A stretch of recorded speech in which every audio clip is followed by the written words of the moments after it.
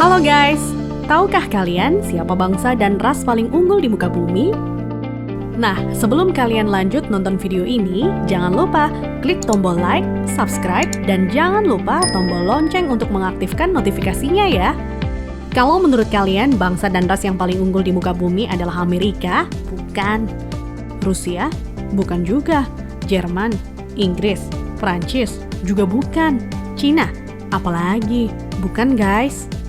Menurut ahli DNA dari Oxford University, Stephen Oppenheimer, pada acara bedah bukunya berjudul Eden in the East, Surga di Timur, bahwa induk peradaban manusia modern bukan berasal dari Mesir, bukan dari Mediterania, dan tidak juga dari Mesopotamia, bukan pula dari Barat apalagi Cina, tetapi peradaban manusia modern justru dari Indonesia.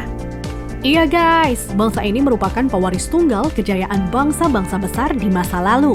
Dan agaknya, Profesor Aricio Santos dari Brasil pun selaras dengan teori Oppenheimer. Dalam buku Atlantis The Lost Continent Finally Found, ia menyatakan bahwa titik Atlantis itu ada di Sundaland.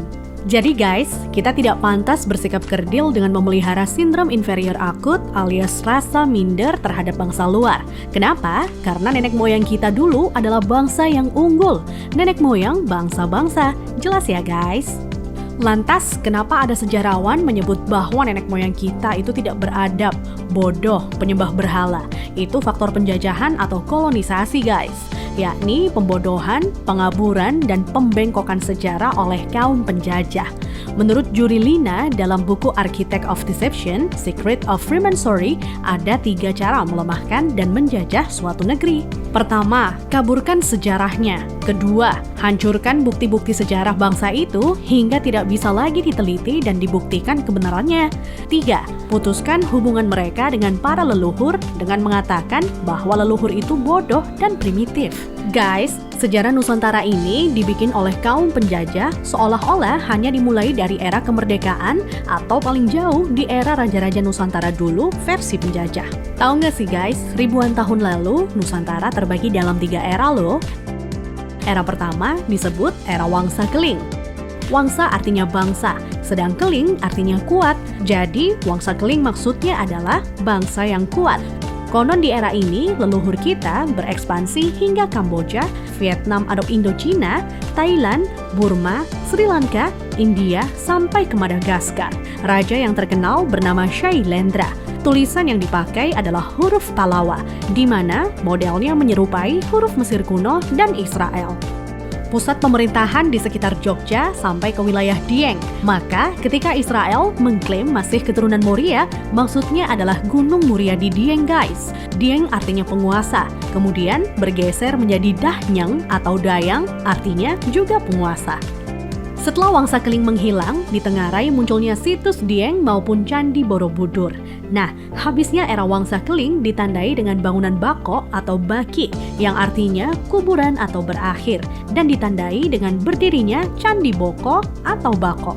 Era selanjutnya adalah era Medang Kamulyan. Medang artinya kemajuan dan Kamulyan artinya kemuliaan atau kejayaan. Bahwa Medang Kamulyan zaman kemajuan terutama bidang keagamaan. Agama lebih dititik beratkan dalam sistem pendidikan terpadu mulai dari lingkup kecil hingga besar. Rajanya yang terkenal adalah Ratu Boko. Di era itu merupakan cikal bakal munculnya huruf Sangsekerta yang dikenal oleh Aji Saka. Aji artinya sesuatu yang dihormati, dan Saka artinya penyangga, caga, atau tiang. Nah, tiang jika bergeser ke Cina menjadi Tian atau Tuhan. Jadi guys, Aji Saka artinya sesuatu yang dihormati karena Tuhannya, atau segala sesuatu yang mengacu pada Tuhan yang sangat dihormati. Kemudian huruf-huruf tadi akhirnya menjadi bahasa Sangsekerta. Jadi guys, Sangsekerta itu asli berasal dari bumi Nusantara atau Indonesia, bukan dari India. Kenapa? Di India tidak ada kata-kata sang. Jika berbasis kata sang, justru lebih dekat ke Cina. Contohnya Chiang Kai-shek, di mana Chiang oleh bangsa Cina dibaca sang. Jadi guys, sang itu berasal dari bahasa asli Indonesia tempo dulu, yakni bahasa Saka. Huruf yang dipakai di era Ratu Boko adalah Sangsekerta.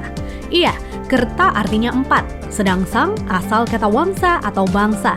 Jadi, Sangsekerta itu 4 bangsa yang meliputi antara lain, pertama, bangsa Qin yang meliputi bangsa Cina sendiri, Vietnam, Laos, dan Kamboja. Kedua, bangsa Thai meliputi Burma dan Thailand. Ketiga, bangsa Afrika yakni Madagaskar, Sri Lanka, India, dan lain-lain hingga Mesir disebut sebagai bangsa Afrika. Keempat, Bani Jawa yang terdiri atas bangsa atau suku Jawa, Sumatera, Papua, sampai Kepulauan Polinesia dan Hawaii. Hingga kini, Sangsekerta kuat pengaruhnya di India dan Sri Lanka. Dari keempat bangsa tersebut, penguasa yang terkenal ialah Ratu Boko. Jika keempat unsur bangsa itu digabungkan, maka timbul istilah Nuswantara atau Nusantara. Nusa artinya pulau, antara artinya jarak, maka makna Nusantara adalah bangsa yang hidup di pulau-pulau yang tersebar dari Kepulauan Polinesia di ujung timur hingga wilayah Madagaskar atau Afrika.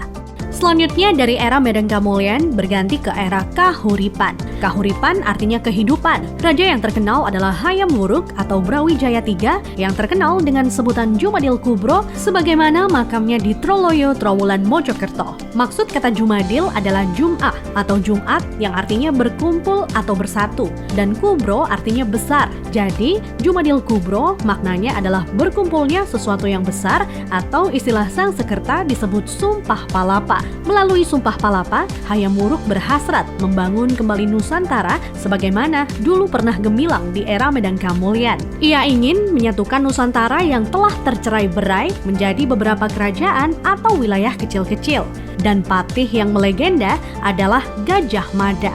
Nah, hal yang tidak tercatat atau dihilangkan oleh sejarah modern ialah guratan atau ukiran pada batu sumpah palapahnya Gajah Mada yang ternyata berlafadzkan La ilaha illallah, tiada Tuhan kecuali Allah.